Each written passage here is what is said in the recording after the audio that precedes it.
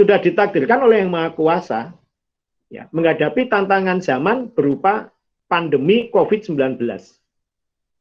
Ya. Tetapi setiap generasi, setiap zaman, saya rasa mereka punya tantangannya masing-masing. Mereka punya PR-nya masing-masing. Ya. Mereka diberikan tantangannya masing-masing. Ya. Contoh saja, nggak usah jauh-jauh. Generasi kakek nenek kita dahulu ya, mungkin selevel kakek kita ya, di sini kan usianya beragam ini saya lihat ya.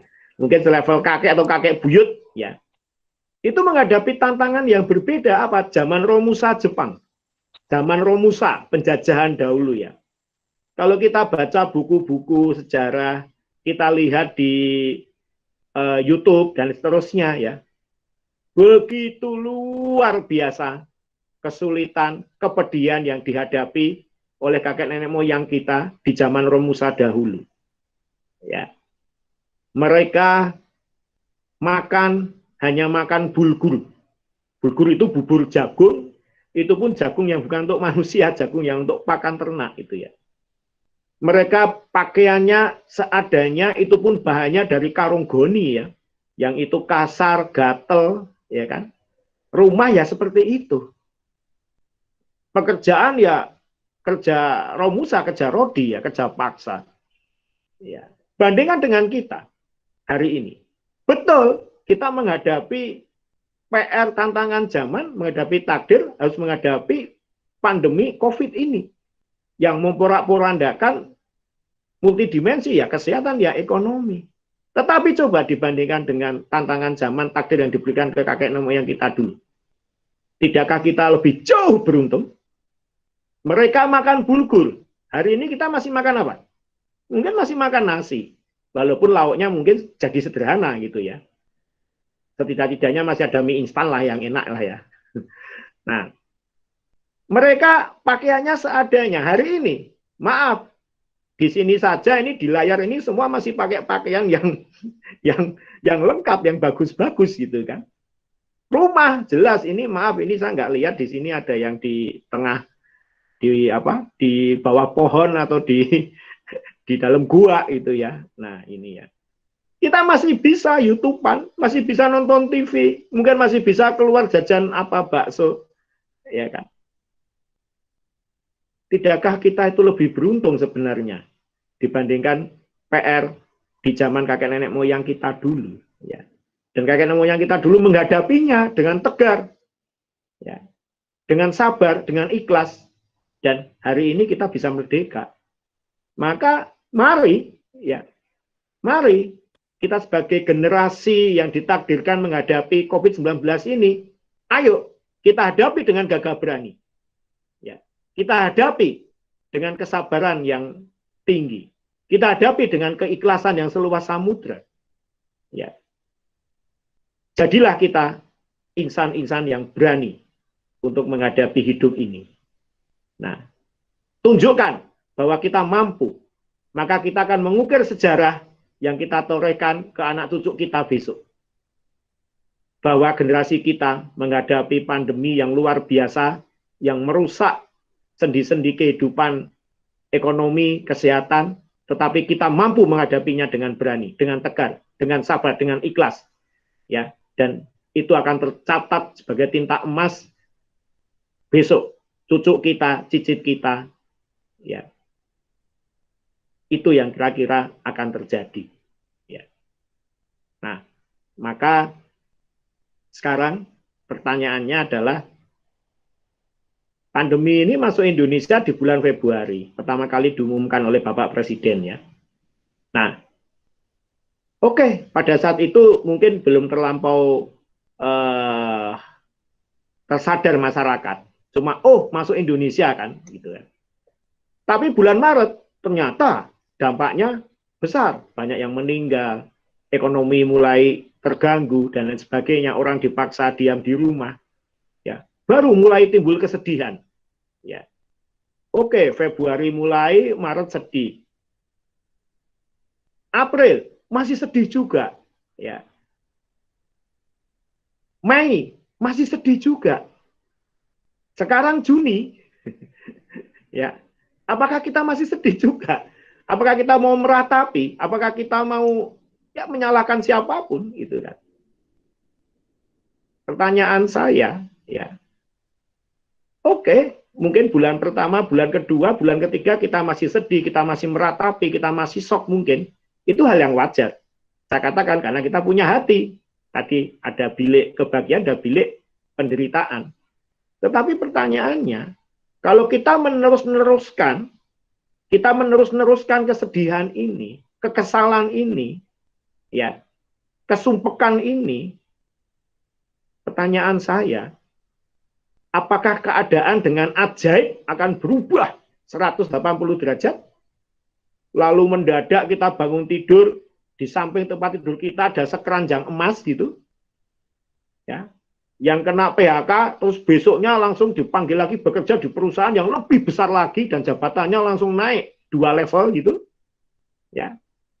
Ajaib mendadak besok paginya corona hilang persis gitu. Pasti katanya tidak kan? Nah, ini akal sehat yang mengatakan itu ya. Kalau kita terus-teruskan kesedihan, tidak ada satu hal ajaib pun yang akan terjadi. Tapi yang pasti terjadi apa? Ya, akal jernih kita akan semakin terganggu. Perasaan kita akan semakin terpengaruh gitu ya. Nah, jika itu yang terjadi, ya pasti ya pola pikir kita juga nggak bisa berpikir jernih lagi. Hari-hari kita akan diisi dengan hal yang sifatnya negatif ya. Kita tidak bisa lagi berpikir yang produktif dan seterusnya ya. Dan ujung-ujungnya ya sudah bisa ditebak. Semakin lama semakin stres gitu kan. Nah, kalau stres itu ujungnya ya 2. Kalau tidak sakit ya jadi pasien rumah sakit jiwa kan gitu kan. Nah, itu runutannya seperti itu ya. Nah, saya masih ingat ya, mungkin kalau di sini yang usianya sudah di atas 40 tahun mungkin ya, itu masih ingat ya, bagaimana situasional Indonesia ketika terjadi krisis moneter tahun 98 ya, waktu reformasi ya dulu ya, zaman Pak Harto turun jadi presiden itu kan, Indonesia kan krisis itu ya, krisis Indonesia itu. Banyak perusahaan tutup, PHK di mana-mana ya. Ekonomi waktu itu minus 13% coba. Pertumbuhan minus 13% ya. Hampir sama dengan hari ini ya. Cuma bedanya dulu hanya Indonesia dan beberapa negara Asia yang mengalami ya. Orang luar enggak. Kalau sekarang seluruh dunia gitu ya. Tapi kondisi di Indonesia hampir sama. Bahkan saya lihat mungkin lebih parah dulu ya. Nah, karena dulu juga ditambah dengan kerusuhan, terutama di Pulau Jawa ini di mana-mana, penjarahan di mana-mana gitu kan, bakar-bakaran di mana-mana gitu kan, di kota-kota besar utamanya ya. Nah itu. Nah, banyak korban PHK ya, termasuk saya juga punya banyak teman yang kerja di Jakarta, mereka jadi korban PHK semua, ya. Mereka main ke Jogja, datang ke rumah saya, ya waktu itu saya sudah bisnis. Nah, ya mereka cerita gitu kan. Dan hampir semua teman saya ya ceritanya kesedihan, kepedihan, dan sebagainya. Saya tanya, sudah berapa lama kamu ini nganggur? Ada yang bilang 2 bulan, 3 bulan, 6 bulan gitu kan. Nah, ya sama saya katakan gitu kan. Ya saya mau tanya sekarang. Kalau kamu isi hari-harimu dengan hanya berpikir yang negatif, kesedihan, ya merenungi nasib, ya kok saya bernasib sial dan seterusnya saya kena PHK. Pertanyaan saya, apakah ajaib besok minggu depan atau bulan depan lalu kamu diterima kerjaan gitu ya, yang lebih baik ya? Jawabannya tentu tidak, gitu kan. Ya lebih baik sudahlah, ya anggaplah ini sebuah jalan hidup, ya sebuah takdir yang digariskan oleh yang kuasa, ya. Maka sekarang ya apa yang kamu bisa lakukan, lakukan saja. Ya, nggak usah melihat kamu sarjana, latar belakang keluarga, ya kamu bisa lakukan. Kamu coba lamar di semua tempat yang kamu ingini, ya sambil menunggu kamu apa sajalah, bisnis apa saja, nggak usah malu itu kan. Jualan apa saja, bakso kayak dulu nggak ada internet ya. Nah, dan seterusnya ya, sudah jalanin saja gitu kan. Nah, karena hidup itu tidak akan kenyang dengan gengsi ya. Ingat ya, hidup nggak akan kenyang dengan gengsi ya. Nah, selama kita tidak melakukan pelanggaran etika hukum, moral, sosial, agama, ya jangan pernah ada kamus gengsi gitu kan. Jangan pernah ada kamus gengsi gitu kan. Nah, ya beberapa teman ada yang mau mendengar apa yang saya sarankan, tapi ada beberapa teman yang masih aja berlanjut dengan kesedihan mereka gitu ya. Apa yang terjadi ya? Nah, teman-teman yang akhirnya mencoba lepas, ya sudahlah, bisa menerima keadaan ya. Akhirnya mereka relatif cepat mendapatkan pekerjaan kembali gitu ya. Bahkan beberapa memilih tidak bekerja, memilih bisnis akhirnya gitu ya. Karena mungkin trauma ya, bekerja di PHK nggak enak gitu ya. Nah, tapi teman-teman yang masih larut dengan kesedihan, ya lebih lama mereka untuk mendapatkan pekerjaan kembali gitu kan. Nah, kenapa? Ya jelas gitu kan. Dengan mereka selalu larut dalam kesedihan kan mereka tidak enjoy hidupnya. Sehingga ketika ada tes di perusahaan baru ya mereka tidak bisa mengerjakan dengan baik ya karena pikirannya kalut dan seterusnya gitu ya. Nah, ini sedikit pengalaman dulu tahun 98 gitu ya. Nah, maka ingat bahwa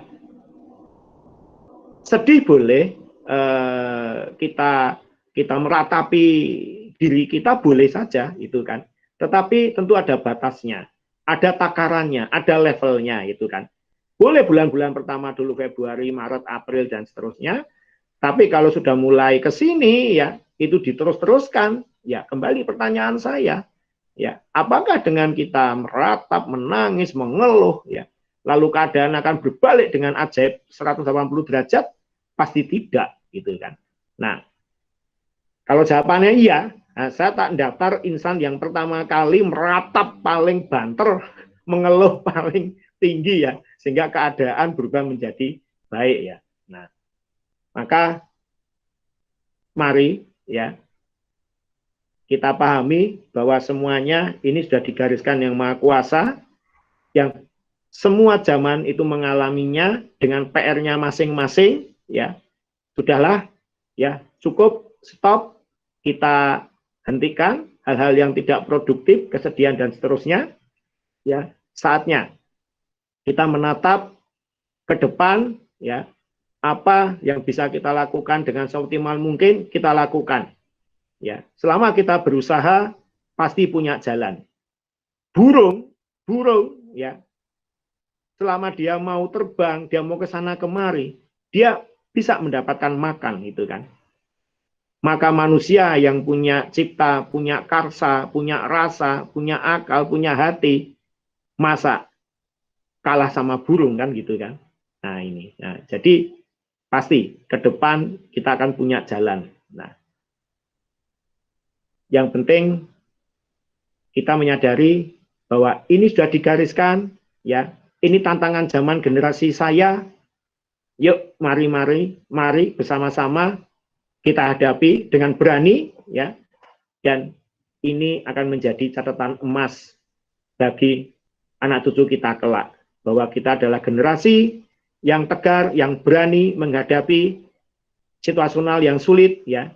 Dan ini mungkin akan bisa menjadi inspirasi bagi anak cucu kita kelak, itu ya. Nah, oke.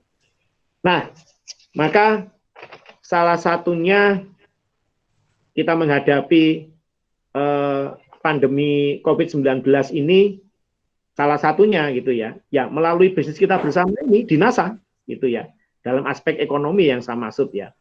Nah, aspek kesehatan jelas ya, di NASA ada banyak produk yang mensupport untuk daya tahan tubuh khususnya ya, dan itu sudah cukup banyak kesaksian, beberapa kami shooting, cuma kami belum share aja ya, nanti tidak salah gitu ya, karena memang hari ini belum ada vaksinnya, tetapi faktanya cukup banyak yang sembuh dengan perantara produk-produk NASA ya. Kami banyak menerima laporan kesaksian untuk hal itu ya. Ada yang menggunakan propolis, sampro, ada yang menggunakan agarik, ada yang menggunakan trace mineral NASA, NTSM gitu ya. ada yang menggunakan kordimun gitu ya, dan masih ditambah vitamin C tentunya ya. Vitamin C ini wajib lah gitu ya. Nah, itu banyak laporan kesedihan, laporan kesembuhan gitu ya.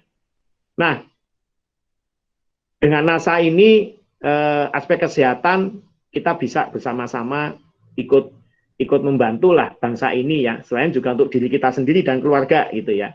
Itu kalau saya dan semua orang di kantor ini namanya propolis itu ya, itu paket wajib yang harus setiap hari diminum gitu ya. Minimal 1 hari 5 tetes lah gitu ya.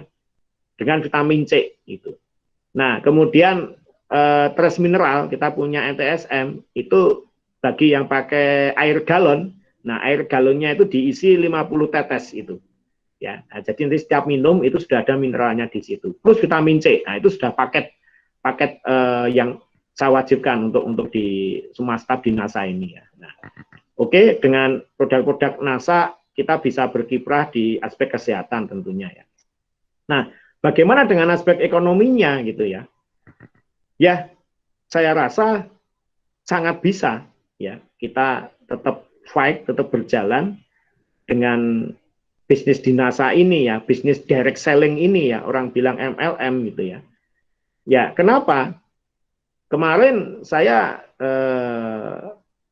ada beberapa jaringan yang, Pak, ini jaringan saya menjadi kurang aktif. Pak, ini jaringan saya berhenti. Pak, ini jaringan saya meninggalkan NASA itu kan. Walaupun banyak juga jaringan yang lain mengatakan tetap aja Pak jaringan saya jalan, bahkan yang ada di Sulawesi dia mengatakan malah jaringannya bertumbuh lebih besar gitu kan. Karena banyak produk-produk NASA yang digunakan untuk COVID gitu ya. Kemarin ada salah satu jaringan kami itu belanja kurang lebih 30.000 botol propolis. 30.000 botol propolis ya. Ya, dia bilang caranya kok sebanyak ini belanjanya ya. Ini mau untuk nyiram tanaman atau apa gitu. Nah, dia bilang ya dia ada buyer. Nah, buyer ini menjual lagi ke konsumen, sebagian di dalam negeri, sebagian lagi dikirim ke luar negeri gitu kan. Nah, oke. Nah, tapi pertanyaannya sekarang adalah ya bagaimana dengan kita menjalankan bisnis di NASA ini? Ya, ya tetap harus jalan. Ya, kenapa? Ya, yang pertama ya kita sudah susah payah membangun bisnis NASA. Kita sudah susah payah belajar bisnis network, bisnis jaringan. Dan kita sudah punya jaringan, kita sudah punya konsumen, gitu ya. Yang sudah sekian lama. Masa kita akan tinggalkan begitu saja, gitu ya? Jawabannya pasti tidak, gitu ya. Nah, lalu pindah ke bisnis yang lain, apapun itu kan. Ya pertanyaannya, apakah di sana juga tidak akan ada tantangan dan kesulitan, baik jangka pendek maupun jangka panjang? Pasti semua bisnis ada tantangan dan kesulitannya masing-masing. Nah, kemudian yang kedua, justru ya bisnis jaringan atau networking atau orang bilang MLM, tapi ini yang murni, saya nggak bicara money game ya. Ini adalah salah satu bisnis ya yang dianjurkan oleh pakar-pakar ekonomi ya setelah adanya COVID-19 ini. Ya, mungkin teman-teman pernah membaca di medsos ya, karena juga ada yang sampai menulis kemudian diedarkan ya, yang di situ judulnya intinya ini 10 besar bisnis yang punya prospek di era COVID-19 dan 10 bisnis yang drop gitu ya. Nah, dari 10 jenis bisnis yang punya prospek di era COVID-19 itu, bisnis MLM atau direct selling seperti NASA ini, ya itu menempati ranking 3 yang punya prospek, gitu. Ya ranking 1 yang kaitannya dengan kesehatan, ranking 2 kalau nggak salah asuransi gitu ya. Nah ranking 3 ini adalah direct selling gitu kan. Dan ini pakar-pakar ekonomi yang membuat analisa itu gitu kan. Tentunya mereka punya dasar itu kan. Nah kemudian yang harus kita pahami, sejatinya lah bisnis direct selling seperti hanya NASA ini ya, networking ini, bisnis networking ini adalah bisnis jangka panjang. Ini adalah bisnis kalau orang lari itu lari maraton, ya, bukan lari sprint jangka pendek. Ya. Maka dalam sebuah bisnis, apalagi bisnis yang sifatnya jangka panjang, kuncinya adalah di konsistensi. Ya. Konsistensi itu adalah kerja tuntas. Dalam semua bisnis apapun ya, baik yang bisnis sifatnya jangka pendek, apalagi yang jangka panjang, kunci yang utama bukan di bekerja keras. Betul, itu tetap diperlukan ya. Bukan di bekerja cerdas, ya itu juga lebih diperlukan, nggak hanya kita bekerja keras. Tapi kunci yang utama itu adalah di bekerja tuntas, konsisten. Kuncinya adalah di situ, konsisten sebenarnya apapun itu. Ya, olahraga yang baik bukan yang berarti tanggal 1 olahraga 3 jam, tanggal 2 sampai 5 libur, tanggal 6 olahraga lagi, tanggal 7 10 libur, bukan.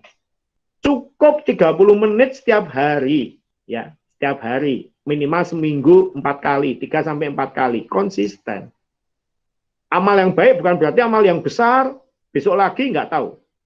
Walaupun kita amalnya kecil-kecil, tetapi rutin, ya, konsisten, itu lebih baik. Nah, amal ini nggak mesti dengan materi ya, dengan tenaga itu juga amal, dengan sumbang pemikiran itu juga amal ya. Dan ada amal yang ringan, tapi jarang orang itu menyadari itu kan. Apa? Tersenyum. Ayo tersenyum. Ya. Apa yang kita rasakan coba kalau orang lain tersenyum, kita melihat orang tersenyum ke kita, apa yang kita rasakan? Apakah kita merasa terancam? Tidak. Kita merasa bahagia kan? Orang itu kok tersenyum ya, gitu kan. Nah, asal jangan mikir yang bukan-bukan aja ya, jangan itu ada maunya gitu kan. Tapi secara umum bahagia gitu ya. Maka beruntunglah itu Pak Happy itu ya. Namanya sudah happy, isinya senyum terus gitu ya. Itu amalnya itu besar itu Pak Happy itu ya. Nah, ini amal yang baik walaupun nggak besar tapi rutin. Sama, kesuksesan itu ditentukan oleh konsistensi kerja tuntas. Ya. Nah, maka apalagi ini bisnis direct selling yang memang butuh waktu yang panjang, lari maraton ya. Nah, maka sayang jika dalam jangka pendek atau baru 5-7 tahun, ya karena hanya COVID-19 kemudian menjadi mundur dan seterusnya ya. Nah, apalagi ini adalah bisnis yang dikatakan ya ranking 3 yang punya prospek. Dan saya mengamini, kenapa? Maaf, saya mengenal bisnis direct selling ini dari tahun 90. Ya. 30 tahun saya mengenal bisnis direct selling ini. Saya sudah mengalami 3 krisis. Ini krisis yang ketiga. Yang pertama tahun 98, yang kedua tahun 2008-2009, waktu itu Eropa Amerika krisis, imbasnya sampai Indonesia, dan yang ketiga ya sekarang ini gitu ya. Nah, dari krisis 98, krisis 2008-2009, bisnis direct selling itu tidak pernah goyah, bahkan semakin besar. Ya, itu faktanya demikian gitu kan. Nah, maka ya saya optimis gitu kan. Kita akan bisa bertahan gitu ya. Dan apa yang dikatakan para pakar ekonomi tadi memang betul gitu ya. Nah, kemudian yang berikutnya, ingat ya bahwa kita itu punya tanggung jawab moral itu kan. Kepada siapa? Kepada jaringan kita, ya kan? Kepada jaringan kita. Kita itu adalah panglima bagi jaringan kita masing-masing. Kita itu adalah nahkoda ya bagi penumpang kapal kita masing-masing. Akan sangat mengecewakan, akan sangat menggelikan ya. Akan sangat tidak elok itu ya. Jika seorang panglima meninggalkan medan perang duluan. Jika seorang nakoda kapal meninggalkan kapal itu duluan gitu ya. Seorang panglima perang, dia adalah orang terakhir yang meninggalkan medan peperangan entah pasukannya itu menang atau kalah. Seorang nahkoda, dia adalah orang terakhir yang meninggalkan kapal ketika kapal itu tenggelam seharusnya. Bukan malah yang pertama kali gitu kan. Nah, ya mending kalau kapalnya itu memang mau tenggelam. Lah kalau kapalnya saja nggak tenggelam, sudah meninggalkan duluan gitu kan. Nah, hanya ombaknya tambah ganas gitu ya, tapi kapalnya nggak ada masalah. Hanya memang jalannya agak oleng ya, karena wajar ombaknya itu tinggi. Tapi nggak ada kebocoran di kapal, tidak ada kebakaran gitu kan. Nggak ada tanda-tanda kapal mau tenggelam. Lah nahkodanya melarikan diri dulu dari kapal. Ya, ini adalah hal yang ironis ya. Nah, dan satu hal lagi, ya, bisnis tentunya secara umum orang akan melihat dari sisi potensinya secara materi ya. Apa yang saya bisa dapatkan itu kan. Benar ya, saya tidak menyalahkan ya. Tetapi kalau menurut hemat saya, ya kita adalah insan yang sempurna ya. Seharusnya kita melihat bisnis dan kita melihat dunia ini dan kita punya penilaian kepada hidup dan kehidupan ini, itu jangan hanya sebatas materi gitu ya. Walaupun iya, itu yang pertama, nggak masalah ya. Artinya apa? Kalau kita bisa memiliki sebuah bisnis yang punya sisi-sisi, punya dimensi yang cukup lengkap, tidak hanya sekedar materi, ya. Kenapa tidak? Itu adalah satu hal yang ideal. Ya. Kita punya sebuah bisnis yang secara materi ini bisa memberikan hasil kepada kita. Bahkan punya potensi yang luar biasa. Oke. Tapi juga bisnis ini dia bisa memberikan peningkatan kualitas dalam diri dan kehidupan kita. Kualitas hidup kita meningkat. Isi otak kita bertambah. Hati kita semakin kuat. Hati kita semakin baik. Ya. Keterampilan kita bertambah. Sisi-sisi positif kita akhirnya sebagai manusia itu akan muncul. Baik hard skill maupun soft skill. Ya. Dari bisnis itu bisa memberikan itu. Kepribadian kita juga bisa semakin baik dan seterusnya. Ya. Oke. Kemudian bisnis itu juga bisa memberikan sisi-sisi sosial yang besar. Apa? Pertemanan kita semakin hari menjadi semakin erat, semakin luas, semakin banyak. Ya. Jadi pergaulan kita menjadi semakin luas, semakin banyak, semakin erat, ya. Yang otomatis itu juga akan mengupgrade diri kita kan. Semakin banyak kita kenal orang, ketemu orang, tentu ada banyak hal positif yang kita juga bisa pelajari dan seterusnya. Ya. Kemudian bisnis tersebut itu bisa memberikan manfaat, ya, manfaat baik langsung maupun tidak langsung ke banyak orang. Nah, dan manfaat itu tidak hanya manfaat ekonomi, bisa saja manfaat yang non ekonomi juga. Nah, sekarang sisi-sisi yang saya sebutkan tadi ini sudah kita temukan di bisnis NASA ini, kan begitu. Dari sisi ekonomi jelas ya, sudah banyak yang bisa merasakan dari sisi ekonomi lah, itu ya. Nah, kalaupun ada yang belum bisa, ya tentu hanya proses waktu nanti ya, selama konsisten dan seterusnya, tentu cepat atau lambat seharusnya dia akan menikmati ya. Kalau dikatakan, wah ini kok masih gagal saja ini secara ekonomi menjalankan bisnis di NASA ini. Lah, di bisnis yang lain pun juga nggak ada keberhasilan 100%. Orang yang jual bakso itu ya dari 1.000 orang yang buka bakso ya nggak semuanya itu sukses. Mungkin dari 1.000 yang sukses cuma 300, yang 700 juga akan tutup gitu kan. Sama saja itu sih di semua bisnis ada gitu ya.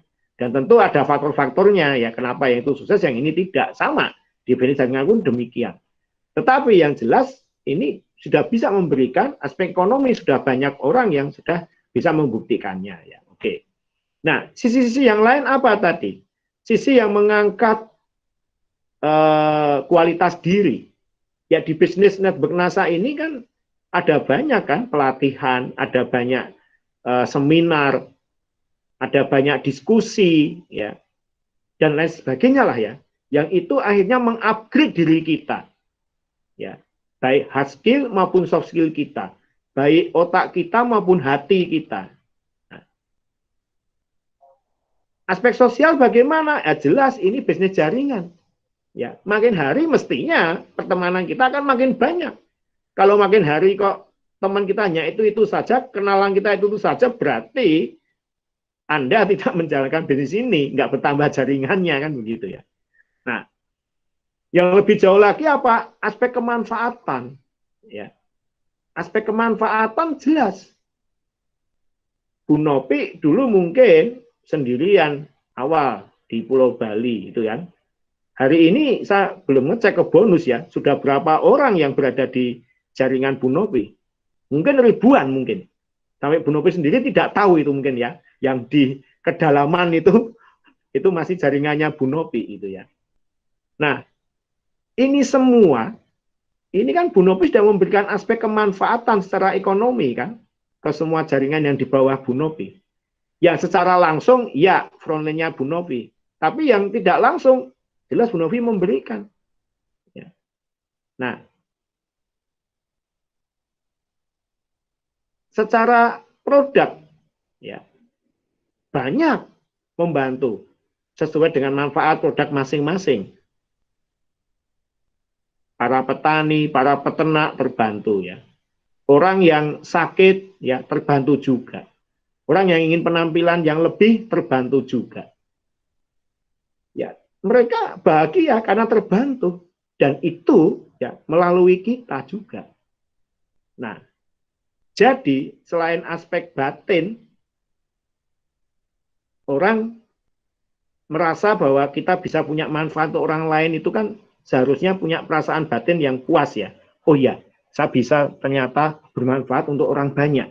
Ini jaringan saya, ini downline saya, itu konsumen saya. Itu semestinya ada perasaan puas dalam hati ya. Puas dalam pengertian bukan seperti puas materi ya, puas yang lain gitu ya. Karena hati itu kan puasnya kan masing-masing gitu ya. Nah, ya dapat materi banyak ya puas, seneng gitu kan. Tapi kita bisa merasa bermanfaat untuk orang banyak. Kita bisa membantu orang banyak. Itu ada perasaan lain ya dalam hati ya. Nah, belum lagi ya, tentunya itu menjadi poin amal kita kelak besok. Sesudah kita meninggal kan. Nah, ini.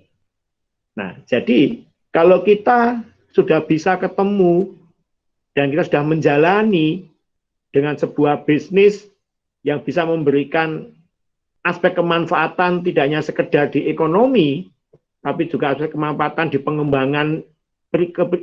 pengembangan diri, aspek sosial, pertemanan, aspek kemanfaatan, ya. Lebih jauh lagi tidak langsung, ya. Ini semua kan berujung apa? Inilah sumbangsi kita kepada negara kita. Ya. Karena apa? Yang dibutuhkan Indonesia, apalagi sekarang ini kena COVID ya, itu dibutuhkan lebih banyak lagi para pahlawan, yaitu pahlawan ekonomi. Saya ulangi lagi, ya. Indonesia yang dibutuhkan sekarang, apalagi setelah pandemi 19 ini, adalah para pahlawan-pahlawan ekonomi. Dan salah satunya, teman-teman semua di sini adalah pahlawan ekonomi. Saya katakan dengan sesungguhnya, karena memang itu faktanya. Teman-teman menyadari apa tidak menjadi pahlawan ekonomi, ya silahkan ya. Mungkin ada yang tidak merasa, oh saya nggak merasa jadi pahlawan, Kak. Bagus itu kan. Daripada merasa sok jadi pahlawan, sebenarnya bukan gitu ya. Nah lebih baik kita menjadi pahlawan, tapi kita tidak merasa itu kan. Itu baik gitu kan. Tapi sesungguhnya, ya teman-teman sudah menjadi pahlawan ekonomi. Ya, itu. Apalagi kita tahu begitu banyak pengangguran yang tercipta ya karena korban ya perusahaannya banyak yang tutup kena PHK dan seterusnya ya. Ya, ini menanti mereka menjadi downline teman-teman. menanti mereka dibimbing oleh teman-teman gitu ya. Ya. Hari ini saja, ini sebelum acara ini tadi ya. Sebelum acara ini, ya ada salah satu saudara saya tahu-tahu datang ke kantor ya. Dia cerita, Mas, aku kena PHK gini-gini 6 bulan aku nganggur sekian lama gini-gini dan sebagainya. Gimana ini dan sebagainya. Ya sudah, kamu ikut NASA saja. Ya. Nah, sekarang kamu tinggal di mana? Oh, di Provinsi Jawa Timur, Mas. Ya sudah, ya, tinggal kita carikan upline di sana ya. Udah, yang jelas modalnya hanya satu, kamu niat untuk maju itu saja. Ya, kamu niat untuk merubah diri, selanjutnya kamu jalani, kamu belajar dan kamu jalani dengan konsisten ya. Pasti kamu bisa. Gitu. Nah, jadi ini banyak korban PHK yang menanti uluran tangan kita untuk mengajak mereka, ayo ya sama-sama. Ini ada sebuah bisnis yang ini menanti uluran tangan ya.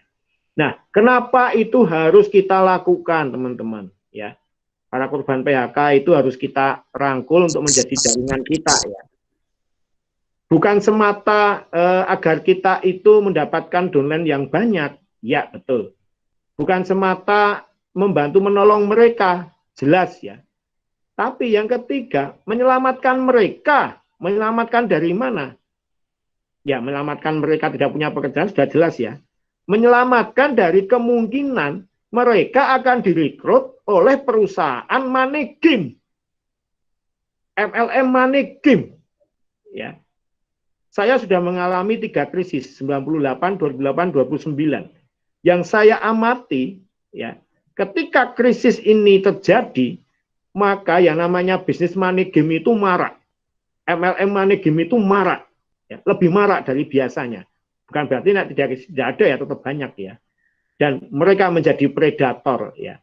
Dan kita paham bahwa money game itu cepat atau lambat itu pasti akan rontok ya.